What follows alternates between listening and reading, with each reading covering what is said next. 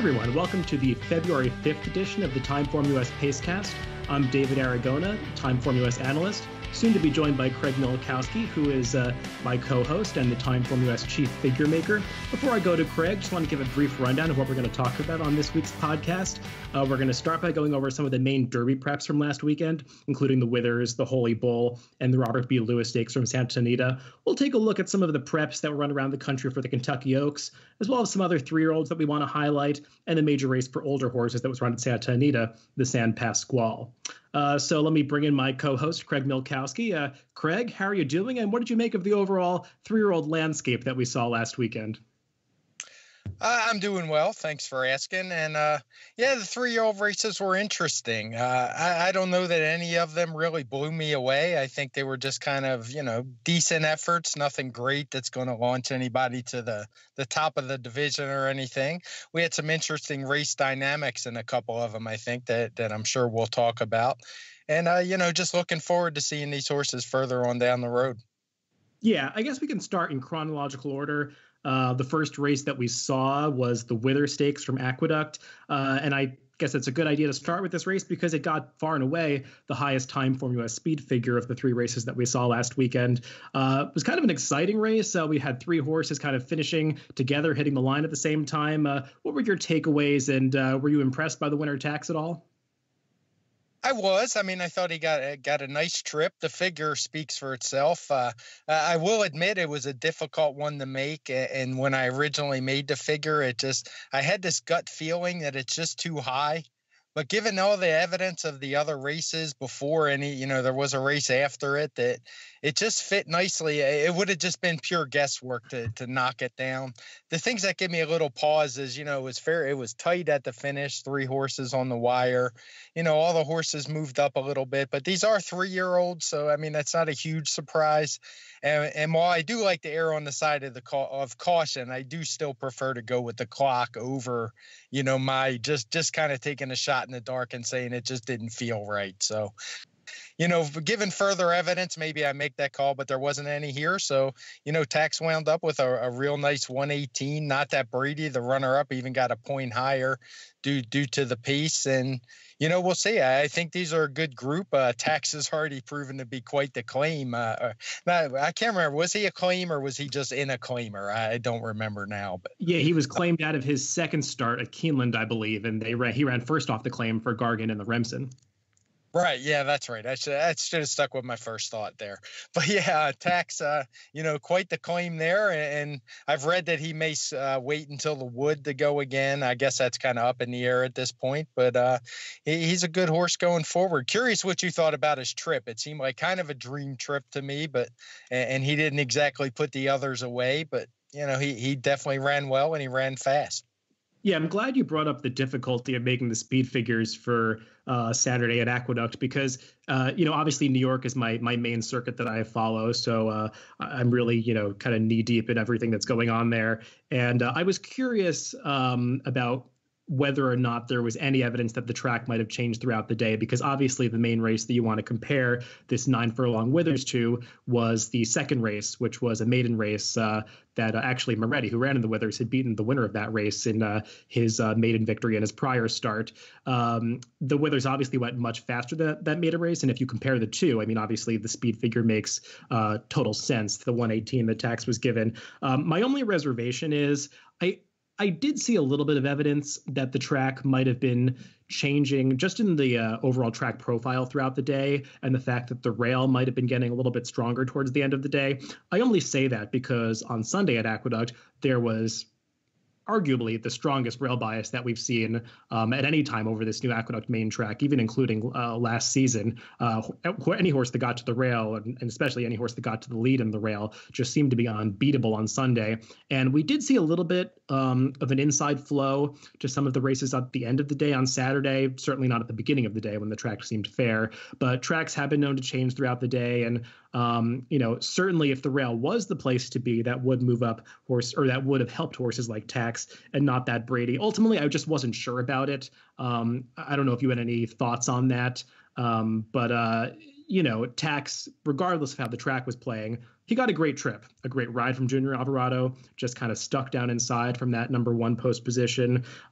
He already showed that he can get the distance in the Remsen the time prior. And that Remsen, aside from Maximus Mischief, who we'll talk about in a little bit, that I think that Remsen speed figure that was relatively high has been totally validated since then, because we saw the fourth place finisher Bourbon War come back and impressively win an allowance race at Gulfstream. We even saw another one of the also rans come back and I think win down in Florida in his next start with a much faster speed figure. So I think that Remsen speed figure totally checks out, and Tax obviously improved on that number in this Withers win. I like Tax as a horse. I think Danny Gargan does an excellent job. Just if you follow the NYRA circuit consistently, he is just routinely one of the top trainers and a trainer that you can always rely on at all class levels. So I like Tax. He's a horse that I'm rooting for, and we'll have to see if he can take that next step forward in the Wood Memorial. Yeah, and the one note, I did have the track getting a bit faster in the second half of the card. If I didn't, the speed figure would have been even bigger for the Withers, much bigger, probably, a good 5 points bigger. And but it was pretty solid. Aqueduct has really been tough making speed figures during this winter meet. I have a hunch they work on the track a bit more than they do during the year, because I see some pretty wild swings that I just don't see other times of the year in New York and really ever at a lot of other tracks. But the horses usually tell the story, and there's usually a pretty good pattern. You just have to be able to figure out when to make that call. But in this case, it wasn't too tough. When I tried it with the one variant, and there were just a lot of figures that made no sense, so I wound up splitting it after the fourth race. Had the track about 8 points faster, and I'm comfortable with that. I don't really have too much of an issue with that one. Yeah, I think it makes total sense. And the fact that these horses had already run, well, most of these horses, including Not That Brady and Tax, had already run some faster speed figures in their prior races. So I don't think it's out of the realm of possibility that they could have all taken this leap forward and gotten a faster speed figure, just given that the fact that they're early season 3-year-olds and they're all improving. One knock on Tax that I've heard some people bandy about is the fact that he was claimed out of that second start. And, do we really think that the Claiborne people didn't know what they had on their hands when they let this horse go for, what was it? I forget if it was $30,000 or $50,000 in that second start. I do want to point out that this horse was a gelding. And I think sometimes when you have horses that are geldings that are starting their careers, it doesn't really matter what kind of pedigree they have. I mean, they're just going to be worth less regardless. So I think a lot of these, breeding outfits, they're a little bit more willing to let the geldings go. So I don't want to hold it as a major negative against Tax that he was involved in a claiming race at the beginning of his career, because I think he's proven since then that he's a pretty classy horse. As for Not That Brady, the New York bred, I really liked his effort. I saw Rayla Gutierrez, his apprentice rider who got a chance in this graded stakes race. He was kind of blaming himself for this loss because he left that huge hole open off the rail at the top of the stretch. He was saying he thought Our Brain Trust was really the horse to beat outside of him, and he kind of drifted out to meet that horse. He probably drifted out a little too aggressively because there was an inquiry after the race. But I thought the horse ran well, and he gave this horse an excellent ride to get him to the lead from that outside post position. And, he's a nice horse for Rudy Rodriguez. I know his dam was very popular, Lisa's Booby Trap, who was a real feel-good story when she was running at Saratoga about 10 years ago. So I'm not going to be surprised if Not That Brady is a force to be reckoned with, especially if he turns back in distance in the Gotham next. Yeah, I definitely agree. And I mean, at the very least, this horse can run in all the big 3-year-old New York bred races and probably have him over a barrel. But I imagine they're going to take a shot and keep on the Derby trail until he would show that he doesn't belong. And he certainly didn't show that on Saturday. Yeah, and Our Brain Trust was third. I liked his effort too, especially if the rail was the place to be. I think he's the horse that you'd really want to upgrade. I'm not quite sure about that. I think time will tell if that was the case. I just think it's kind of cool that Our Brain Trust won the Tremont Stakes as a 2-year-old. And I was kind of thinking back, when's the last time that we saw a Tremont winner actually involved in some of these Derby preps? I think you have to go all the way back to like More Than Ready or something. It's just not something you see in this day and age. But he's a pretty nice horse. I mean, to be able to sprint that short and be that precocious as a 2-year-old and still be around in these longer races. I don't know if he really has as high of a ceiling as some others that we'll talk about, given where he came from. But he's a horse that just seems to always show up. So I'm kind of just rooting for him based on the trajectory of his career. Yeah, I hear you. I think we've pretty much covered the Withers. Why don't we move on to the Holy Bull that was run at Gulfstream on Saturday and produced quite this shocking upset to a lot of people. Yeah, it's It's hard to talk about this race and kind of have anything positive to say about it because, Harvey Wallbanger, it was great to see him win the race. He's a horse that obviously has had some talent, and I think Ken McPeak has had some trouble kind of extracting it from him. Writing my analysis for the race, he was a horse that I was actually somewhat interested in because he had shown some potential, especially early on in his career. There were some Clocker reports that he had been trading well prior to his debut at Saratoga when he was second at a big price behind Complexity. And he just had trouble breaking his maiden after that. If you watch some of his races, especially his maiden win at Churchill, it just seemed like he was really waiting on horses, like he didn't want to pass anybody in the lane, even though coming to the top of the stretch in all these races, it seemed like he had a lot more run left than he actually showed. So maybe the trick for him was just taking him so far back behind a fast pace and just kind of letting him use that burst of speed to run past everybody kind of before he realized that he did it. He's a nice horse. The race really did sit up for him. He got a fantastic ride from Brian Hernandez Jr. I'm not sure he's one that I really want moving forward. But look, he won the race, so all credit to him. Yeah, I'm in the same boat. I mean, it was the dream trip of trips. He got a nice pace set up. All the fractions in our past performances are going to be highlighted in red as being fast for that particular final time. He saved all the ground, came right up the rail, kind of was in the clear, like you said, at the back of the pack, which isn't always a bad thing when you're able to run free and easy like that. And in the end, he only got a 106 Timeform US speed figure, which is it's slow. I mean, there's no two ways around it. The second, third, and fourth place finishers always got a higher figure. For those who aren't familiar with our stuff, we include pace figures as part of the overall speed figure. So he got a 106, where the third and fourth place finishers got a 110.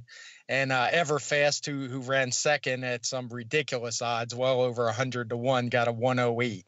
And I think really in this case, the figures really do tell the story of the race. The pace was a little too quick for those up front.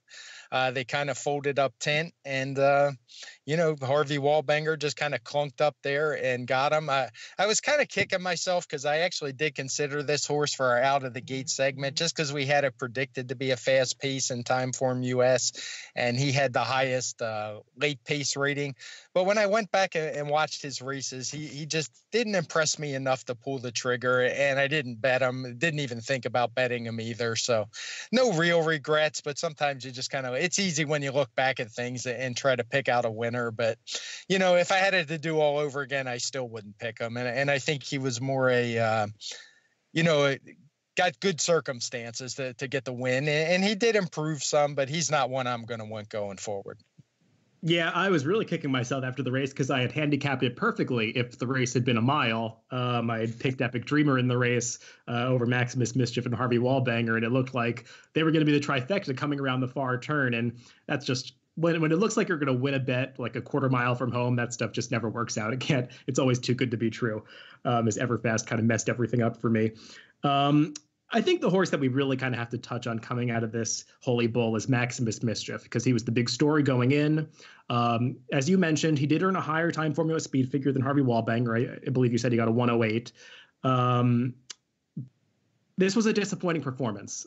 Watching it live, I was disappointed. Watching the replay, I didn't really like what I saw. He really had to get asked to go after Epic Dreamer around the far turn.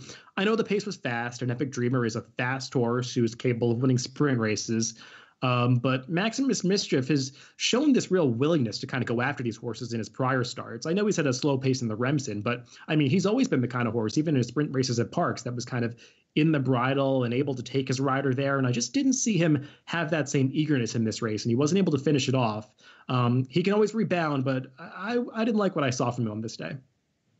No, and that was one of the big reasons I was against him in that out of the gate thing that I did, is all his races had kind of been with the blue fractions that we show. So, he was in the bridle, but they weren't going particularly fast. And I think the pace just really was his undoing. And despite him getting a higher figure than the winner, it's still not a really good figure for horses moving onto the Triple Crown Trail. And I was just disappointed. I wasn't a fan of his coming in, but it wouldn't have shocked me if he went out there and won by because, when you see these horses winning easy, you never really know what they have till they get tested. And in this case, I think he just failed the test. I imagine they'll probably give him another shot. I certainly would if I owned him, but, he's not one as a bettor I'm very interested in. I hope they do, and I hope he gets bet again, to be honest. No, we've seen horses come back and rebound from losses in these early season Gulfstream Park races. I just think of Good Magic last year, who came back and lost at a short price at his 3-year-old debut at Gulfstream, and he obviously went on to win the Bluegrass and be a major player in the Triple Crown races. So it's not Maximus Mischief yet. It's just you don't want to see horses taking a step backwards at this time of year. Just touching upon some of the other horses coming out of the Holy Bull. Epic Dreamer was a horse I liked going in. I think it's kind of been established at this point that he probably has some distance limitations. He's a fast horse who, is probably going to be most effective in races going around 7 furlongs to maybe a 1-turn mile moving forward. He carved out those fast fractions, but he just couldn't quite last the distance. Yeah, I agree. And I think Mijos is probably in the same boat. He was up a little closer than I think most people would have ever guessed he would be early on in that race. And he just had no punch. And I get the feeling he's more of a 1-turn horse as well. Yeah, he's one of the most discussed horses coming out of this race, just given kind of the ride and the trip. And, I saw a lot of people on Twitter blaming John Velasquez for giving this horse a bad ride. I watched it back from a couple of angles. And to me, it just looked like Mijos. He wanted him to be a little closer to the pace because when you watch the start, he broke very well. And, you don't want to give up position going into the first turn at Gulfstream going that distance because, you head right into that bend and you'll get hung out wide if you or get shuffled back if you don't use your horse a little bit. And, he was right alongside Epic Everfast for the first part of the race. And that horse was a gigantic long shot and he had no trouble, sitting about 5 lengths off the pace. And it just seemed like Mijos couldn't quite keep up. John Velasquez was really getting after him basically throughout the entire race. I know he finished on well at the end, or relatively well at the end to be 5th, I think. But I think that was just a function of the fact that the race was falling apart. I didn't feel like he was really doing any running at any point. And to me, I still have to see more out of this horse going around 2 turns to like him moving forward. Yeah, he's one. If he was my horse, I probably wouldn't even give him another shot around 2. I'd cut him back to 1 turn, see what he can do because he looks like a sprinting closer to me. Yeah, I kind of get the same sense, especially the way that Mucho Macho Man kind of fell apart at the end and he was able to close that field down going the 1 turn. I just don't know what to do with him because it kind of bothers me when horses like almost are acting like they don't want to do it, like he was acting in the middle of that Holy Bull. Maybe he just didn't like being in that uncomfortable spot between horses. But to me, that's never a good sign. So the final Derby prep that was run on Saturday was the Robert B. Lewis out at Santa Anita. And I guess Mucho Gusto has to be considered the most visually impressive winner of these 3, even though it wasn't the fastest race. The very sloppy track kind of threw a monkey wrench into the whole evaluation of the race. But, he's another horse for the powerful Bob Baffert stable who seems to be, squarely in the mix heading to the Kentucky Derby. And I liked what he saw out of him. I just don't know what he was beating. Yeah, I think exactly what everybody probably thought was going to happen is what happened. Mucho Gusto. But the only difference was he did show the ability to rate off the lead a little bit. He sat just off Magnificent McCool early, but it was kind of a dream trip anyway. He was, whenever you sit off a horse that you can beat pretty easily, it's not too tough. Gunmetal Gray seems like his transformation's complete. He used to be able to run up close to the lead, but it looks like by design they're taking him way back and trying to make one run. So I'm not going to put a whole lot of stock. He ran about as expected. He couldn't catch Mucho Gusto, who ran a 1:11. He had previously got a 1:13 when he was second to his stablemate, who I forget which one it was at this time, but one of the big horses in the Baffert barn. Oh yeah, Improbable. Improbable. Yep, that was the one. There's so many I can't keep track these days. But it was a decent performance. I wouldn't be buying stock in anybody in this field. We'll see how they do in the next step on the trail. Nothing blew me away. Nothing disappointed me. Just kind of ran as expected. Yeah, I've got to say, these last 2 performances by Gunmetal Gray, they make me a little bit nervous about Game Winner, who I think still has to be considered the division leader at this point, because I know Gunmetal Gray ran some faster speed figures as a 2-year-old, and I guess it's possible that he just hasn't really gone on since then. Or maybe, like you said, it's the change of running style that has kind of been to his detriment. But There was a bit of a question last year about the quality of the fields that Game Winner was beating, especially in the Breeders' Cup Juvenile and also in his prior race in the Front Runner, or the American Pharaoh, rather. I think it's been renamed. The fact that Gunmetal Gray hasn't really gone on and that he just hasn't run particularly fast in either of these 3-year-old prep races, it makes me question, is Game Winner really as dominant as we think? Yeah, it's definitely an interesting point. It's one that's, like you said, it could be, Gunmetal Gray style change, but it's been a pretty drastic drop off in his speed figures. I'm not sure when Game Winner's planning to come back. I think it's next month sometime. In March is what I read. Yeah, I believe so. So, it should, maybe if you're going to base it on that, he could be one to take a shot against. Looking at what we see out in California, though, I don't know who he's possibly going to face if he stays there. Now, if they ship him to Oaklawn or somewhere like that, it could be a little different. But I'm not sure we'll learn a whole lot from Game Winner when he comes back, if he does it in California, other than if he, runs a fast figure again. But I'm with you on the competition. Outside of the Baffert barn, there hasn't been a whole lot out there. And, of course, they're going to, for the most part, avoid each other. Yeah, I think the only real question out of this race is where are they going to run Mucho Gusto, because he's kind of the third stringer, and usually Baffert has his, main two strings at Oaklawn Park and at Santa Anita. So it feels like Mucho Gusto is kind of probably going to be pushed to some other venue for his next start. We'll see if he takes a shot against him with Game Winner or Improbable in one of these races, but I kind of feel like he won't. If I had to guess, I'd suspect he looks like a Sunland Derby kind of horse. Yeah, that's probably true. That's always a good spot to take them for the path of least resistance, right? Yep. So, looking at all these preps cumulatively, I don't feel like we learned a whole lot about the 3-year-old picture. I mean, obviously, Maximus Mischief was a little bit exposed in this race and he's got to rebound. But I don't feel like I learned a whole lot new about horses like Tax or Mucho Gusto moving forward. So, there's more to see moving on the Derby trail in the coming months. But taking a look at the 3-year-old fillies that were in action this past weekend, there weren't any preps kind of the magnitude of a Holy Bull or a Robert B. Lewis, but there were some interesting races going on around the country. And I think the horse that most people were looking forward to coming back was Feedback in the Forward Gal. And she got the job done, but she wasn't quite as visually impressive as she was in her Saratoga Maiden win. No, that was a very big win at Saratoga. She got a 106 speed figure that day. And then she kind of, I assume she had an issue or two, or, didn't come back until the Forward Gal. So first race in quite a while since August. And, it wasn't visually impressive. And she got a 98 speed figure, so even regressed a little bit.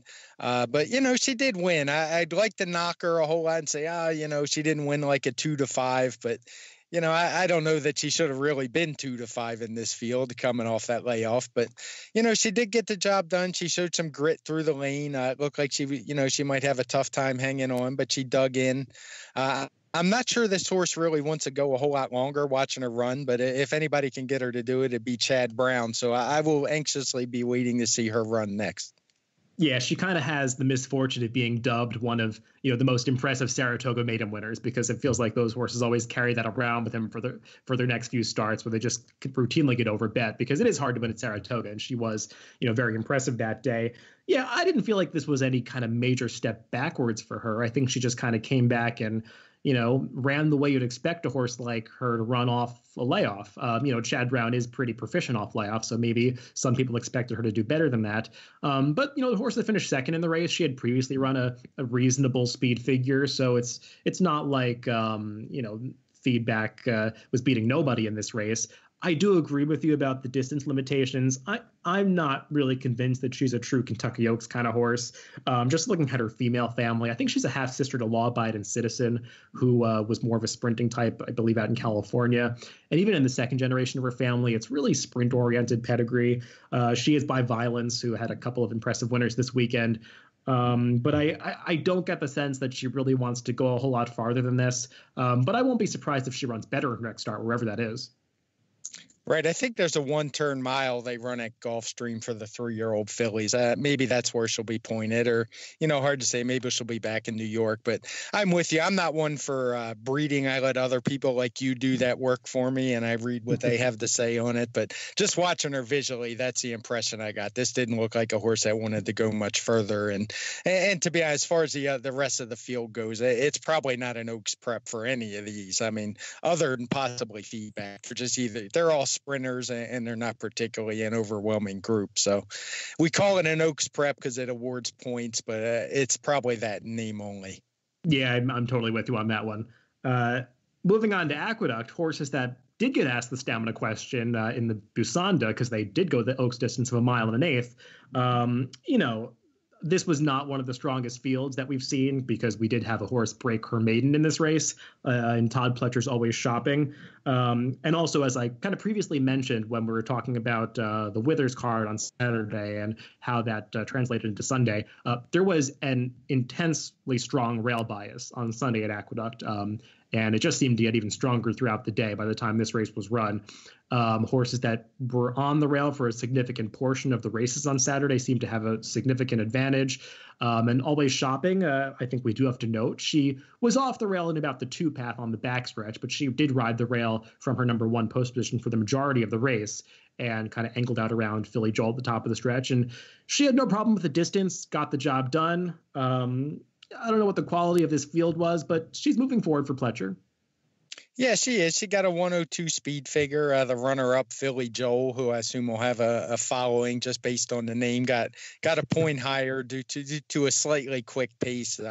Just so people know, I don't put a whole lot of stock in 1 point here or there. They basically got the same number, but as you mentioned, the rail was definitely the place to be. We do have this day coded in pink in the TimeformUS PPs as speed favoring, but just so there are some misconceptions out there. What we're telling people when we code these tracks in pink and red, just as that speed horses did a lot better than would be expected. In the case of red, a whole lot better. But, we're not really proclaiming there was a bias. We want you to go look at the races and see what you think. But we're telling you there's probably a reason to check it out. And in this case, it was probably more rail than speed. I think it definitely was more rail than speed. But, obviously the speed horses are going to have the rail a large portion of the time.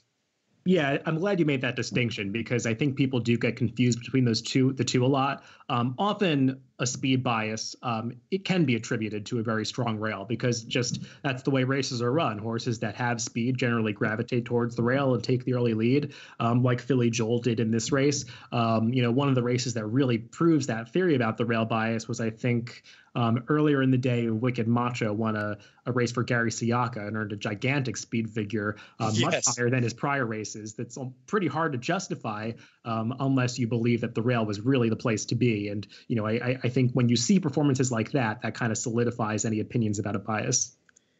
Right. And there was a similar one. Was it Saturday was the last race one that was like that as well? Yeah, the final Crazy Dude. That's the race that made me kind of think that maybe the track was changing for the Withers. Right. Yeah. I remember there was one that jumped out. I had a similar high figure and I was, had a hard time with that one. But, sometimes they run what they run and you have to consider the track that they did it over.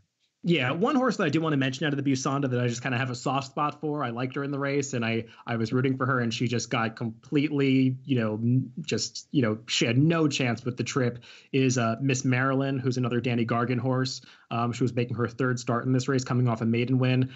She broke from the far outside post position outside of Philly Joel, got hung out about 5 wide into the clubhouse turn, was never near the rail at any point, was about 3 wide around the track. That's just not the kind of trip you can ever get when you have a rail bias day.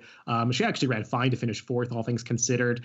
She's going to run a lot better in her next start. I don't know that she's really of the quality of any of the top 3-year-old fillies out there, but look for her next time out because she just got the wrong trip. Yeah, she's one I immediately put in my stable mail. I had read her right up on her. And as soon as they broke and given the track, I knew she was in trouble. But, yeah, she ran well. I mean, that's a tough trip on any track, let alone a rail bias track. So she's one that went in the stable mail. And, of course, you got to see where she shows up. But pretty much she's going to be higher odds. Wherever she shows up, her odds are going to be higher than her chances, I would imagine. So she's one worth following. Um, that's it for the Busanda. Let's look at the Martha Washington at Oaklawn, well, which I have to say is probably one of the slowest speed figures I'll ever give out for a race of this quality. The winner Power Gal only got an 81, which it was kind of head scratching. And just to be safe, I actually went and timed this race from video because the first quarter looked so ridiculously slow for Oaklawn, but it all checked out legit. And I wasn't surprised because Oaklawn is a track that I can't ever remember having timing issues. And it was just a matter of the pace was so slow that a decent figure was virtually impossible to run. The half-mile pace figure was actually in the 50s for us, which, if you put that on a Bayer scale, we're usually about 20 points or so higher. So it's a 30. So basically I like to make the equivalency of, if Usain Bolt ran out in a 100-meter race and walked the first 30 meters, he's not going to run a good time. So, as a figure making guy, I'm going to take, look at that 80 and 80, 81 and 80s, the second and third place horses ran with a grain of salt. And I'm just going to put a line through this race when these horses come back and kind of base their, how I view them on their prior races. I think this one's a total throwout.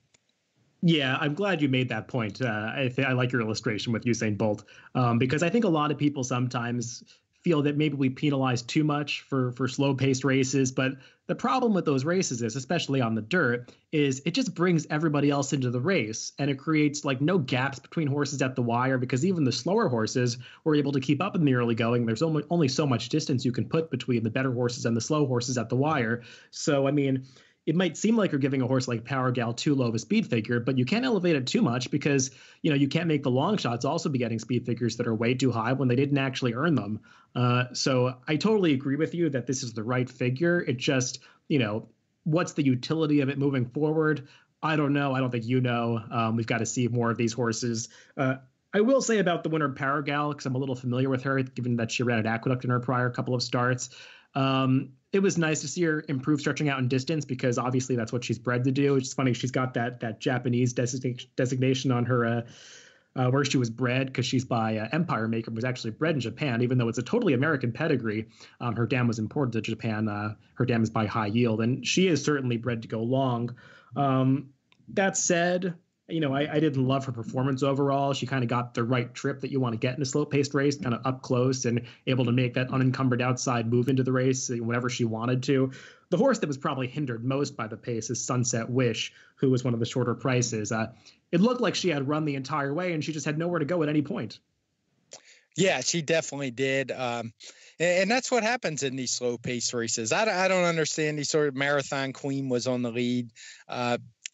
Speed horses don't win this way prior to, for some reason, people seem to think slowing the pace down to a crawl is a way to win on the front end. And just been my experience that rarely works, whether it works dirt, on the turf, not on the dirt. Yeah, it does work on turf a little bit, but on dirt, not so much for sure, because you just bring everyone into the race. And, a lot of them are just sitting there waiting on you. And, stamina, if you're a true speed horse, you don't want to make it into a race of stamina where who can finish the fastest, because you're usually going to come out on the front end. So races like these, they're frustrating for a speed figure guy. I know they're frustrating for a lot of bettors. And, like you said, you're hard to use going forward. So I've just learned over the years to put a line through these races and look back at the others more than anything else.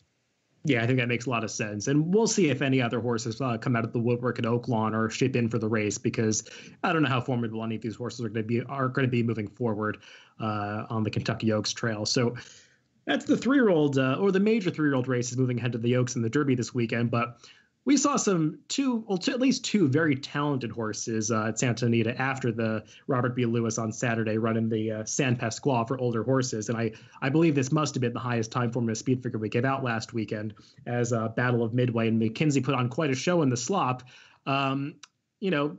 I thought it was a fun race to watch. It was a really exciting race. McKinsey was a heavy favorite, and he couldn't quite hold off Battle of Midway, who's had a real career resurgence since coming back from a failed attempt at a stallion career. These horses are nice. I think especially given the current state of the handicap division, they're kind of right at the top of everyone's lists. I don't know if I was that, blown away by their performances, though. No, I'm in the same boat. They both were given 127 TimeformUS speed figures. Giant expectations checked in. I think he was a length behind, 4 lengths behind McKinsey or so. He got a mid 120s, low 120s, something like that. And they're just that's a borderline grade 1. It would be the low end of a grade 1 speed figure. We talked about the kind of lack of talent in the division on our first podcast last week. And, I have no problem saying these two are right there at the top, but I don't know that they're anything to get overly excited about. I think Battle of Maiden, he's a cool story. He won the Breeders' Cup dirt mile, year-old, did a breeding shed, didn't work out. And rarely do you hear that working out horses come back, but it has for him. He, won these races. He hasn't quite got back grade 1 level, when he won the Breeders' Cup. He could easily get there, especially in this division. McKinsey, he just kind of good horse. I don't think he's the horse that the hype would lead you to believe. Matter of fact, we didn't even pick on top of the PPs. We had Battle and Maiden. Even though he won the race the day of Christmas, whose name's the Malibu. Yeah. He only had a 123 TimeformUS speed figure, which is, it's decent, but it's well below par for that race. So, I think we're going to see this all year. We're going to see these older horses probably take turns beating each other until somebody steps up. Yeah, I got a little bit of flack last week for suggesting that Seeking the Soul might be one of the top handicap horses out there. You kind of made fun of me too. But I mean, there's just nobody else that's really establishing themselves as the dominant force in this division. I know a lot of people were hoping McKinsey would do that, and he was kind of betting this race like he would. I just haven't seen out of him, him taking that step forward, especially going the classic distances of like a mile and an eighth, a mile and a quarter. I mean, he was a little bit exposed in the Breeders' Cup Classic. Maybe you just want to draw a line through that race. But I mean, at the end of the day, he beat a horse like Axelrod by a length and a half in the Pennsylvania Derby. And I know his Malibu win was, visually impressive, but he got paced that day, and I don't really know what he was beating. I feel like McKinsey still has a lot to prove. And, maybe he didn't love the wet track as his first time over it. I don't know. That's potentially an excuse for him. But if he's really going to take this division by force or, establish himself, he's supposed to be beating horses like Battle of Midway, in my opinion. Yeah, I agree. And what gives me a little pause, too, is usually and basically this was a 2-horse race. I mean, I think Pavel's done. I'm not sure I think that horse got thrown into the fire. Japan didn't quite work out. Yeah, that didn't. He got thrown into the fire just a little bit too quickly as a 3-year-old, and I don't think he's really recovered. But so basically it was a 2-horse race, and when a race like that comes back where they separate from the field and they still don't get, a figure that kind of opens your eyes, I'm always a little leery of these kind going forward. They're probably not as good as their reputation will make them look. And, it'll be interesting to see. Maybe they'll move forward, but they're not two I'm very high on.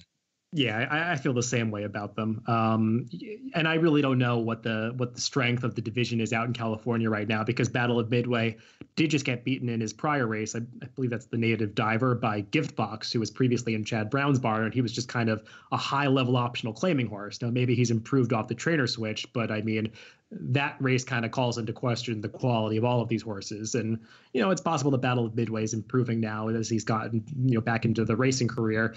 But like you were saying, I just need to see more out of these horses. 2 more races that I want to talk about from Gulfstream, including the Swale, which is run at the same distance as the Forward Gal on Saturday. They both were at 7 furlongs. This is the 3-year-old male version of that race. And Call Paul, he won that race, ran a couple ticks faster than Feedback, who won the Forward Gal. He certainly got quite the pace to close into. This was a supersonic early pace. But he looked good doing it. He did. I think he's just, no illusions here. He's going to be a sprinter for sure. I don't think there's any aspirations of sending this horse longer. He definitely broke a bit bad. Even the announcer, he was able, he commented on it. It was pretty obvious. But, in this case, it probably actually helped him given the pace. It certainly didn't hurt him to be back there. And, he beat this group fairly easily. The race is, nothing to get too excited about. He got a 103, which is a little bit of a regression for him, but not surprising given his start. I imagine if he broke and got a similar trip, he'd have been right where he usually runs, about a 110. The others, nothing too exciting. I remember the days when this was kind of the starting point for horses on the Derby trail, but I think those days have come and gone. We won't see that anytime soon. So, Call Paul, I imagine he's probably at the top of the 3-year-old sprinting class right now, and I imagine that's where he's going to stay. Yeah, one thing I wanted to ask you about that might confuse some people is the fact that this race got a speed figure from us that was 5 points higher than feedback got in the forward gal, even though the final times were very similar. I think the final times were just a point apart. And just from the visual perspective, you would say, oh, well, feedback carved out the fractions and Call Paul closed him off the pace. So logic would just kind of lead you to believe that Call Paul would be the one that would be downgraded and feedback would be upgraded. But the pace of this swale was so incredibly fast that if you had kind of run these races on top of each other, Paul probably would have been in front of feedback early. I think that's what we're suggesting, right? Yeah, it definitely would have been. And to be clear, we don't give more, as much credit for a horse back in the middle of the pack or the back of the pack, even for a high speed figure, but they do, or for a high pace figure, but they still do get some. And like you said, in this case, Call Paul would have clearly been ahead of feedback in this case. Yeah, because I just saw that myself, and I kind of had to go back and look at the fractions again and kind of reevaluate how fast that pace really was in the swale. Even though he was a few lengths off of it, they were really moving in that race, and they kind of had every right to come home as slowly as they did. On Sunday at Gulfstream, we saw a couple of turf stakes races. I want to look at the colt version because this horse, A Thread of Blue for Kieran McLaughlin, I remember seeing him a few times in New York last year and kind of just taking note of the fact that he was a horse that had real pedigree and looked like he was moving in the right direction. It feels like he took that next step forward in the Dania Beach on Sunday. I really like this performance. I know the pace wasn't necessarily fast, but I mean, he certainly carved out some legitimate fractions on the front end. And the way he just kind of opened up on this field late, running his second half faster than his first half, I liked what I saw out of this horse going a mile.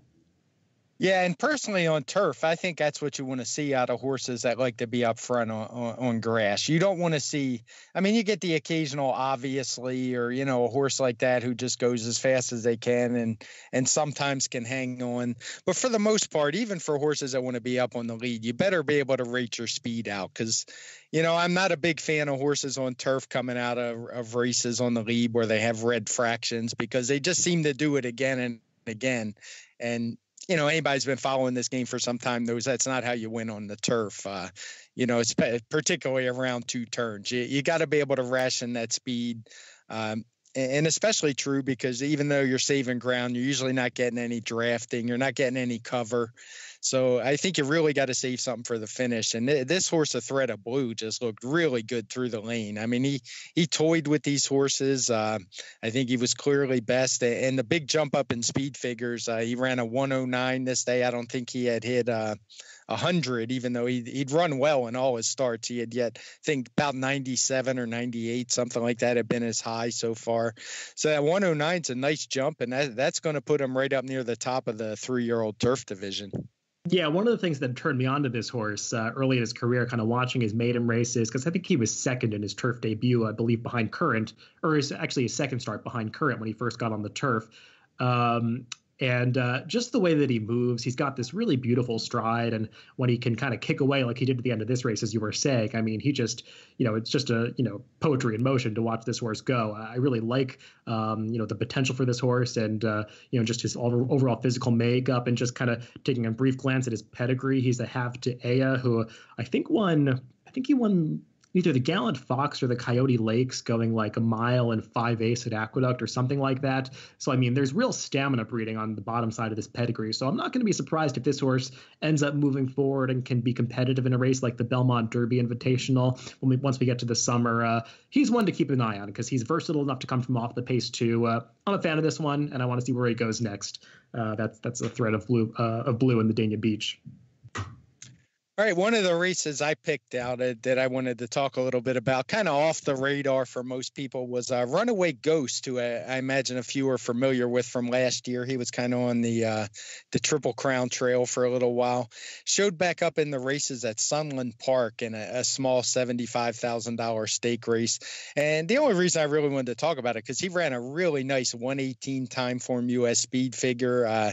He won easily. He looked as good as he ever did last year. faster and probably better. And he did it at a distance that's probably shorter than he wants to go. So, I wanted to point out with the weakness of the older horse division, you never know when a horse like this maybe decides to ship to California and try one out there.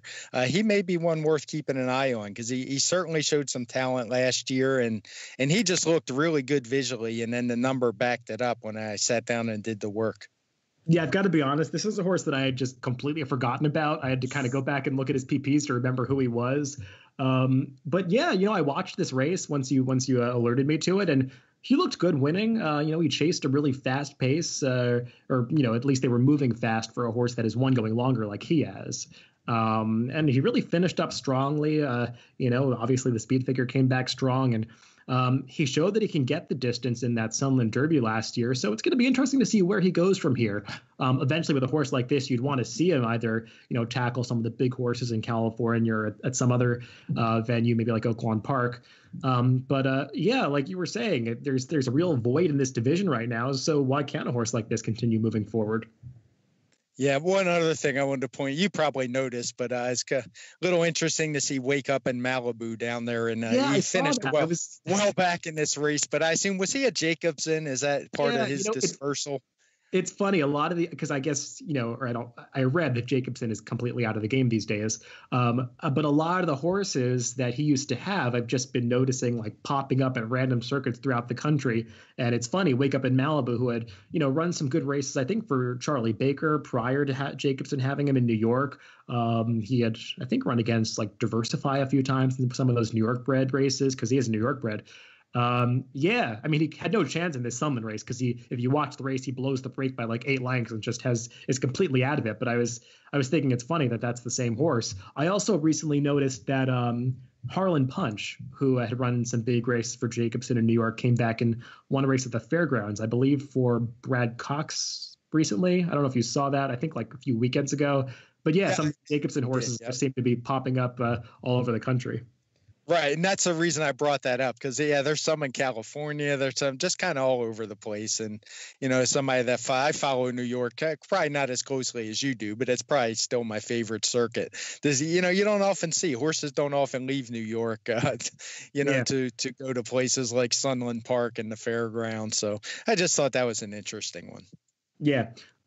Speaking of fast figures, one race that a lot of people were talking about on Saturday was the maiden win by Omaha Beach, which was one race prior to the Robert B. Lewis. And, I saw some people kind of suggesting that it was too bad that Nolo Contesto had scratched out of the Lewis, because Omaha Beach won so impressively and Nolo Contesto had beaten him in his prior start. So maybe he would have been the horse to really challenge Mucho Gusto in the Lewis. That stuff doesn't always work out, but Omaha Beach certainly was pretty impressive in this maiden victory. Yeah, he was, but I think it's more of a case of he finally put it all together. He's a horse that has shown some talent, but he's kind of goofed off a little bit in these races. He didn't seem like he wanted to pass. And then all of a sudden, and it happens with 3-year-olds. They'll just finally figure out what the game's about, and that's what it looked like happened with him. And just an ultra impressive race, 1:15 TimeformUS speed figure, which, is actually 4 points higher than the Lewis went, albeit at a longer distance. But, very impressive race. I imagine he will be given a shot to get himself onto the Derby trail here rather shortly after that one.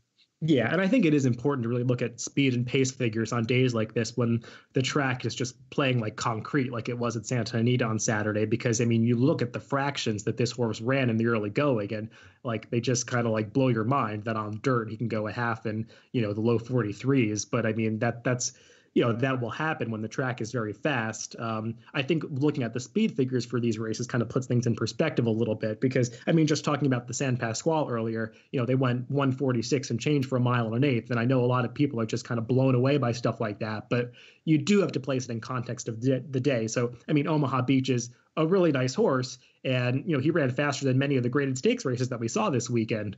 But you do want to think about how fast the track was when you're analyzing the pace of the race and the final time. Right, and that's what we're here for. I hear Yeah, even exactly. pace. I'm not wanting to look at raw fractions. I mean, like I said, if you looked at these, you'd have thought it was a down the hill race. Yeah, right. When you saw the 43 pop up and the 21, but yeah, that's why I make the speed figures. I try to give them a little bit of context and to be easily compared. I mean, you can't possibly compare that 43 to a 45 at Gulfstream, but the number can definitely help give it a better light. So I think we have one more to talk about, and that was the maiden race from Valencia early on the Gulfstream card on Saturday. And a lot of people asked me about this one. That's why I brought it up. And she was obviously very visually impressive, drew off the win by 7.5 lengths, set a decent pace, and finished really strong. Her opening quarter mile was 100 pace figure. Her final time was a 108. So she was definitely running throughout. We do have the fractions. A couple of them are coded in blue, is a little bit slow for the final time. But for a first-time starter, a 103, it was 5 points faster than what feedback ran. You'll note she did get penalized a little for the slow pace. But to be honest, personally, with horses like this, a first-time starter who showed that kind of ability, I'm going to lean more towards her being a 108 type of horse than a 103. So I think she's got some potential there moving forward, and be interesting to see where she shows up. Maybe another race at Gulfstream or maybe Keeneland. Yeah, I mean, just from a visual perspective, she looks really good doing it. And I do think you also want to note that her trainer, Rodolphe Brisset, is certainly not a guy that seems to crank them up first time out. I mean, he's started a bunch of first time starters, and a lot of them really need a race or a couple of starts to get into maximum fitness. So, I mean, I don't know if this filly was the exception to the rule and she was really well meant this day. She didn't take a ton of money. She took a little bit, going off at around 5-1. But no, I was really impressed by this performance. There were a few very impressive debut winners on Saturday at Gulfstream, but I think this one was the one that a lot of people were talking about, as you mentioned. She's a daughter of violence, just like feedback, and it does seem like those violences do have a little bit of speed. It's going to be interesting to see where she goes moving forward, because there was a really well-meant Chad Brown first-time starter in this race, Palomina, I think, who was bet down to 4-5, and I mean, Valencia just dusted her at the top of the stretch. After this race, I did see some people, and even later in the day, kind of making the case that the Gulfstream Park main track was speed favoring, and maybe she was helped by that. Personally, I didn't really see that, kind of just taking all of the day's results into account. It never hurts to have speed under any circumstances on the dirt. But I mean, I thought she ran very well over a somewhat fair racetrack. Yeah, I tend to I do agree with you on that. That's one of the things about our bias codes is they're not always going to be right. Sometimes speed just wins and it's not the track, as you say, it is always an advantage. But in this case, when it's white, very rarely is it going to lead you astray, because, we're pretty lenient with labeling the track pink or red or blue in the other direction. So if it kind of falls in that middle gap, that means definitely some horses ran, one from off the pace or from decent, not right up front. So, I tend to think this was a fair track. I did watch the races again, and a lot of times you got to consider that, as you said, speed is just an advantage, and a lot of times the best horses have the most speed, and I think that was the case in some of these races. Yeah, and I think we saw how fair the racetrack was, even going to the last race of the day, which was another race that a lot of people were talking about, given that that well-bet daughter of Honest Lady debuted for Chad Brown. Honest Mischief. He ended up finishing second to a Todd Pletcher horse that debuted and was actually very impressive in victory. That Soldado, I really liked his win. He kind of made a really strong move from mid-pack around the far turn. That race came up a little bit slower than Valencia, but the pace was also a bit slower in that race. But those are two more horses that I think you want to pay attention to moving forward, because you can always have 3-year-olds stepping up at this time of year, and there is some talent out there. Yeah, the thing that caught my eye about that Pletcher horse, he was under a drive for a long time, and he was still able to hold it together and just keep right on going. So, yeah, that was definitely visually impressive to me, because when I first saw him, I was like, man, he's moving pretty early. He's going to have a hard time maintaining that. But he did it and did it fairly easily. So he's definitely one to keep an eye on, as are most of the maiden winners at this Gulfstream meet. I mean, you're going to get some good horses down there that are worth following. Yeah, it's funny. That's how I'm used to seeing Todd Pletcher horses debut because, we've kind of been missing that in the past, half a year or so. We've seen a lot of his horses breaking slowly. Whoever's on them, whether it's John Velasquez or I think Luis Saez is riding this horse, they get after these horses midway. And a lot of these Todd Pletcher first-time starters that we've seen, even when they're well bet, just haven't been finding more like this horse did. I mean, this reminds me of how a Todd Pletcher horse is supposed to be able to debut. They just seem to always have more in the tank, even when you ask them for it, over a long, sustained, quarter or 3/8 of a mile. So, I think this horse has some ability, and we'll see what he does moving forward. Those are all the races I wanted to discuss this week. I think next week we'll probably be taking a look at the Sam F. Davis at Tampa Bay Downs. I didn't take a strong look at that race yet. I don't really know who's running in it, but it'll be interesting to get some more clarity to this 3-year-old picture as we move on in the coming months. Yeah, it sure will. I actually went to the Davis a couple years ago and fell in love with the area down there, Clearwater and Tampa. So I'm not going to be able to make it back this year, but hopefully soon. And I do look forward to talking about that race. Nice. Never been, but I'll have to make it one of these days. Well, Craig, thanks. It was a pleasure talking about these races once again, and we'll do it next Tuesday for the third episode of the TimeformUS Pacecast. This was supposed to be the first episode, but we kind of did a dress rehearsal last week that became the first episode since it went pretty well. But this kind of feels like the first official episode for us, and it'll be interesting to keep talking about these 3-year-old races and more with you moving forward. Thanks for listening, everybody. Make sure to listen to us moving forward on the DRF website or Spotify. You can also go to Apple Podcast. You can listen on YouTube or even on SoundCloud. So any of those places, come and check us out. And thanks for listening this week. And Craig, see you next week. All right. See you, David. Thanks, buddy. Yep.